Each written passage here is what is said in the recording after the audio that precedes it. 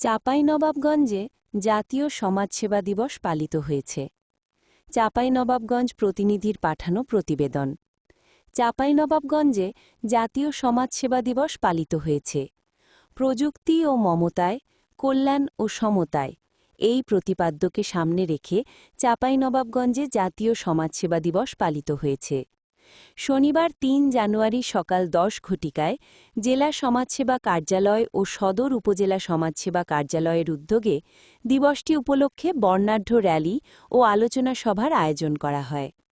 এদিনে সকালে জেলা সমাজসেবা কার্যালয় চত্বর থেকে একটি বর্ণাঢ্য র্যালি বের হয়ে প্রধান প্রধান সড়ক প্রদক্ষিণ শেষে পুনরায় জেলা সমাজসেবা কার্যালয় চত্বরে এসে শেষ হয়। পরে জেলা কার্যালয়ের সম্মেলন কক্ষে আলোচনা সভা অনুষ্ঠিত হয়। জেলা সমাজসেবার বর্তমান দায়িত্বপ্রাপ্ত কর্মকর্তা মোহাম্মদ ফিরোজ কবির সভাপতিত্বে আলোচনা সভা অনুষ্ঠিত করে।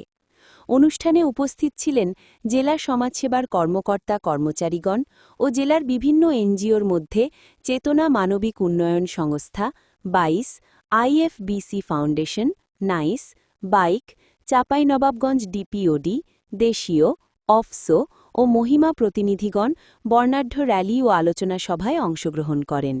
সরকারি শিশু পরিবার বালিকা শিক্ষা প্রতিষ্ঠানের শিক্ষক শিক্ষিকার অংশগ্রহণ সহ সমাজসেবা কর্মী ও এলাকার গণ্যমান্য ব্যক্তিবর্গ উপস্থিত ছিলেন।